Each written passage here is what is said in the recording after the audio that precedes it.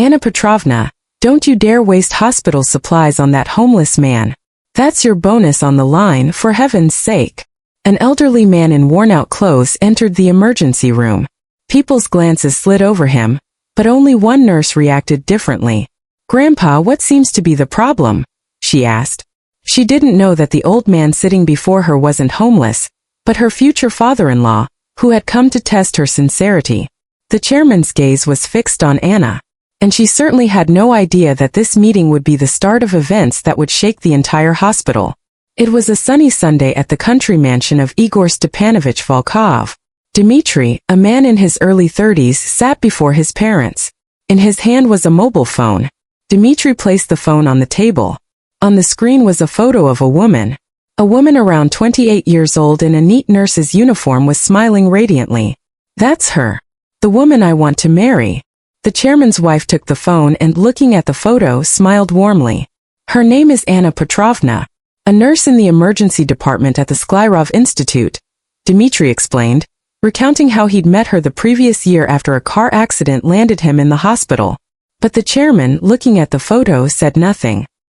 His wife suggested inviting her over the following week, but Igor Stepanovich's expression remained tense. After Dmitry left, the chairman still stared at the photograph. His wife sat next to him. Igor Stepanovich sighed and said, "She reminds me of Dima's mother. Before the wedding she seemed perfect too, and afterwards I realized she only married me for the money. It was a painful memory. They had divorced when Dima was just 5 years old." His wife took his hand, trying to comfort him. This time could be different. The chairman looked out the window. "That's why I must test whether she truly loves Dima, or if she's only interested in our family." The next evening, in the chairman's office at the main headquarters of the Volkov Group, his assistant, Viktor Andreevich, entered with a folder. It was a report on Anna Petrovna's background. Graduated with top honors from a provincial medical university. Paid for her entire education with scholarships. No criminal record, no debts. Furthermore, every month she anonymously transfers 20% of her salary to a free clinic for the underprivileged and volunteers every weekend at a nursing home. From her nurse's salary of 150,000 rubles, she silently donates 30,000, telling no one. The chairman closed the folder and muttered, "Perfect. Too perfect." Viktor Andreevich asked why he was so concerned.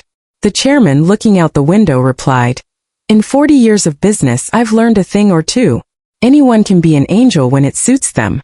Their true face shows when there's nothing to gain." His gaze sharpened. "A nurse, you say? Then I must go to the hospital as a patient. A very pitiful patient." He was going to disguise himself as a homeless man. The plan was to see firsthand how she would behave in a situation where she could gain absolutely nothing from him. 2 days later, in the morning, an old sports bag was opened in the bedroom of the Volkov mansion. It contained torn work pants, hole-ridden sneakers, and a dirty hat. The chairman began to dress. 30 minutes later, the man standing before the mirror was completely transformed. An unwashed face for several days, disheveled hair, a hunched posture. The makeup artist finished the final touches. The chairman looked at himself in the mirror and smirked bitterly. Viktor Andreevich tried to dissuade him, saying it wasn't too late, but Igor Stepanovich shook his head. His face showed determination. He could not let his son go through what he had. "Let's go." The entrance to the emergency department of the Skyrov Institute. A shabby old man staggered in. The department was at peak hour. The waiting room was full of patients. A young nurse at the reception desk, seeing the old man, frowned. "Are you drunk?" she asked. "This isn't a detox center." The chairman nodded and shuffled to a corner of the waiting room. People's glances slid over him. A mix of pity, disgust, and indifference. Igor Stepanovich silently sat down and began to observe. After about 10 minutes, a middle-aged man in an expensive suit entered the department. The same nurse's voice instantly changed. "Right this way, please. We'll see you quickly." The chairman continued to wait. 30 minutes, an hour, 2 hours. Other patients went into examination rooms one by one, but he still sat in the corner. Another nurse approached him and said irritably, "This isn't a homeless shelter. Free up the seat. Real patients are waiting here." Igor Stepanovich's fists clenched, but he restrained himself. The nurse sighed and walked away. And at that moment, A nurse returning from her break entered the hall. The chairman recognized her. It was her, Anna Petrovna, the woman from Dima's photo. Anna scanned the waiting room and noticed the old man huddled in the corner. She immediately went over to him. Genuine concern was on her face. "Grandpa, you must have been waiting a long time. What hurts?" Igor Stepanovich raised his head. The other nurse intervened. "Anya, leave him alone. He seems to be just drunk. Why bother?" Anna shook her head. "He's still a patient." She helped Igor Stepanovich to his feet. Her touch was sincerely warm. This wasn't an act.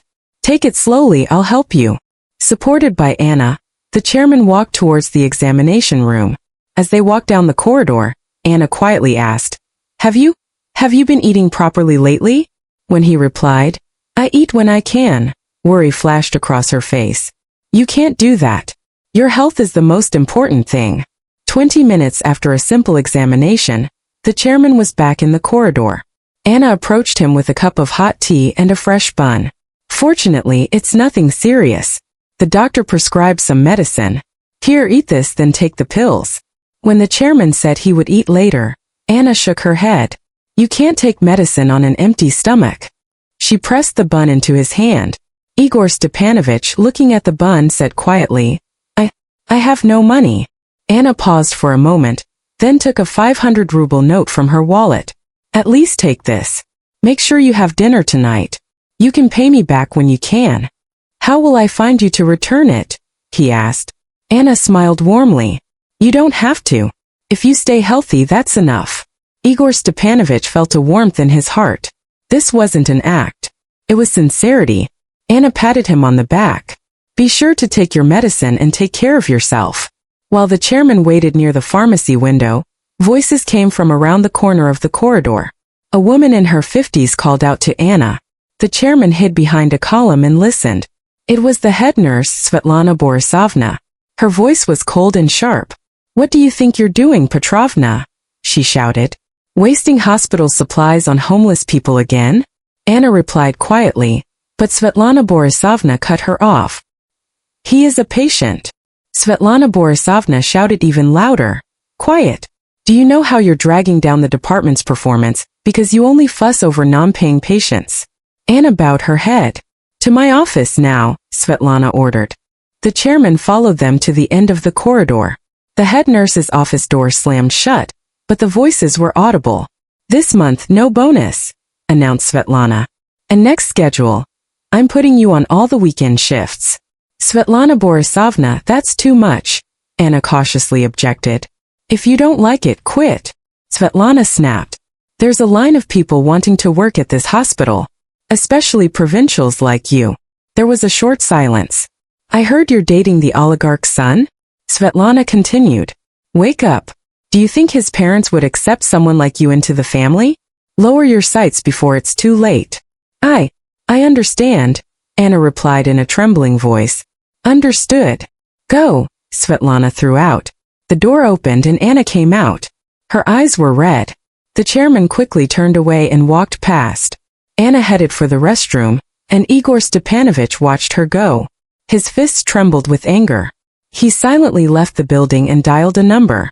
"Viktor Andreevich, immediately find out the list of major shareholders of this hospital, and see if an emergency board meeting can be convened tomorrow morning." His voice was icy. "My future daughter-in-law is being humiliated. I won't let this stand." In the chairman's mansion study, Igor Stepanovich held the 500 ruble note he'd received that day. Viktor Andreevich entered with a report.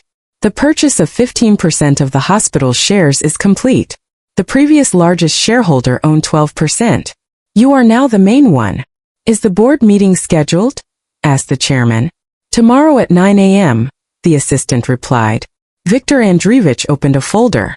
Head nurse Svetlana Borisovna is the younger sister of one of the board members, Lazarev. It seems she was hired through connections. The chairman's eyes glinted coldly. "Even better. We'll deal with them all at once." Viktor Andreevich reported additional information about Anna Petrovna. "They call her an angel at the hospital. Equally kind to everyone, to the homeless, to migrant workers, regardless of their status. Then why is she treated like this?" "It seems," Viktor Andreevich said cautiously, Svetlana Borisovna is simply jealous of her, because of her popularity with patients and colleagues. Furthermore, it seems Svetlana Borisovna herself was interested in Dmitry Igorevich.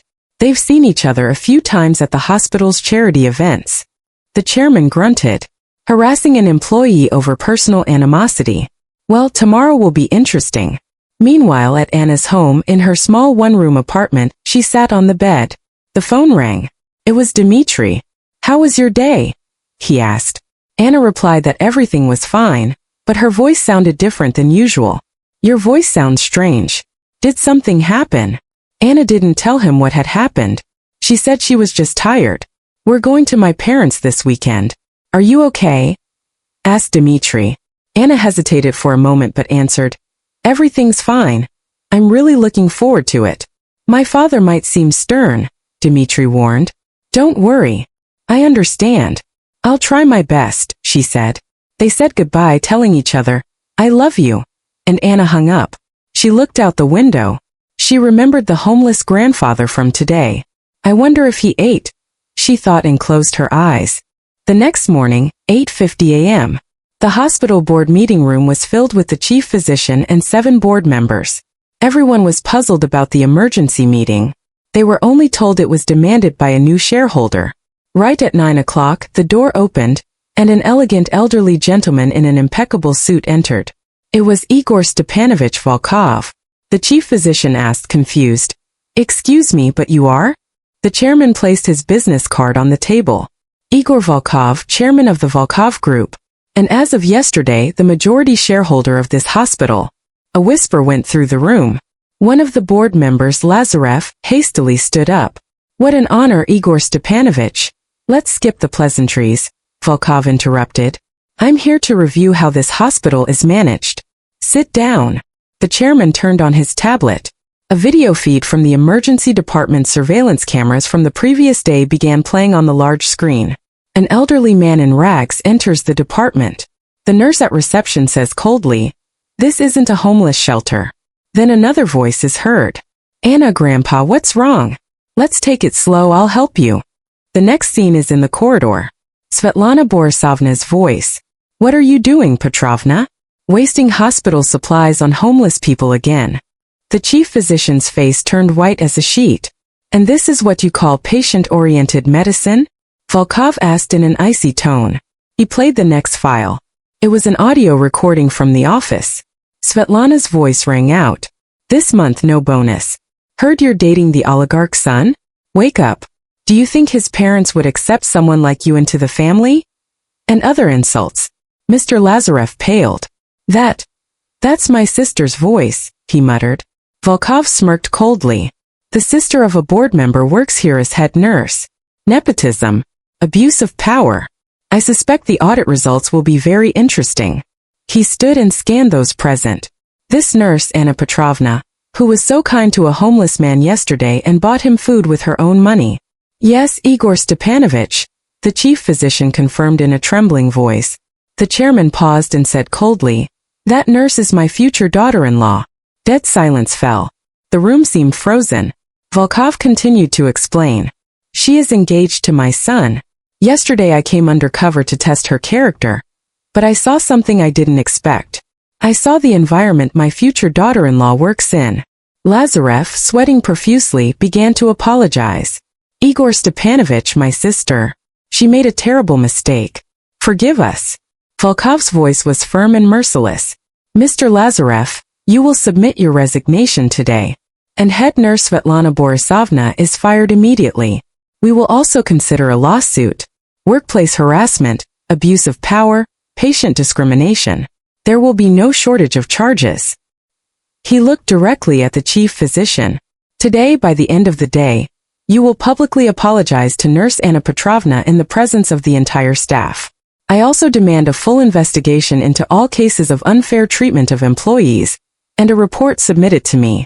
"Yes, Igor Stepanovich," the chief physician stammered. "And one more thing," Volkov continued. "Implement the principle of absolute equality in care at this hospital immediately. Any employee caught discriminating against patients based on appearance or financial status will be fired immediately. I will monitor this personally." In conclusion, he added, Oh, and yes, rescind the bonus denial for Anna Petrovna and furthermore, award her the title of Employee of the Month, with a substantial bonus, naturally. That same day, an announcement suddenly came over the hospital's loudspeaker. Nurse Anna Petrovna, please report to the chief physician's office immediately. Anna entered the office anxiously, but a surprise awaited her. The elegant elderly gentleman in the expensive suit. Yesterday's homeless grandfather. Grandpa? Anna whispered, bewildered. The chief physician bowed deeply to her. Anna Petrovna, forgive us. We deeply regret the unfair treatment you have endured. I promise you it will not happen again. Anna stood in complete confusion. When the chief physician left, Igor Stepanovich handed her 500 rubles. I came to repay the debt. That homeless man in the It was me. Anna looked shocked, but then she smiled softly. I knew. Now it was the chairman's turn to be surprised. You had uncalloused hands, she explained. And your gaze wasn't that of an ordinary person. But was that important? To me, you were just a patient who needed help. Igor Stepanovich's voice trembled. Why? Why did you endure such unfair treatment? Anna replied quietly, I'm okay. The important thing is that I can care for the patients. Svetlana Borisovna probably has her own difficulties too. Stress. Igor Stepanovich said seriously. Such magnanimity isn't always a virtue, Anya. Injustice must be spoken against. Now you have me behind you. Work with dignity. That evening, a general staff meeting was held. Svetlana Borisovna was already packing her things, and Mr. Lazarev had resigned. The chief physician announced to all employees, from today, the principle of absolute equality in care is introduced. Every patient has the right to respect. And the employee of the month is Anna Petrovna. The hall erupted in applause. Anna stood stunned. Igor Stepanovich silently observed from the back rows. A few days later, the chairman invited Dmitri and Anna to dinner. Dad, what happened there at the hospital? Dmitri asked. Igor Stepanovich smiled. If there's one thing I understand, it's people. What a daughter-in-law you found. He turned to Anna. Forgive me for staging that test and for allowing you to work in such conditions. Anna shook her head. What are you saying? Because of you, the hospital has become better. Now other nurses will be able to work without fear. Yes, seriously, said the chairman. But Anya, if you face injustice in the future, don't stay silent. Speak up. Igor Volkov's daughter-in-law should hold her head high. Tears welled up in Anna's eyes. Thank you, Dad. 3 months later, the Igor Volkov Center for Free Medical Care opened at the hospital. The center was built with a 500 million ruble donation from him. On opening day, Anna was appointed its head director. I want, Igor Stepanovich told her, your kind heart to warm as many people as possible. The center provided free care to the homeless, migrant workers, and anyone in a difficult financial situation. A small act of kindness by one nurse in the emergency room had turned into a huge butterfly effect, changing the entire hospital and saving countless lives. At the center's opening, the chairman looked at Anna and thought, the real test wasn't the masquerade, but her heart, which didn't falter in the face of injustice. And his daughter-in-law, he thought, had passed that test with flying colors.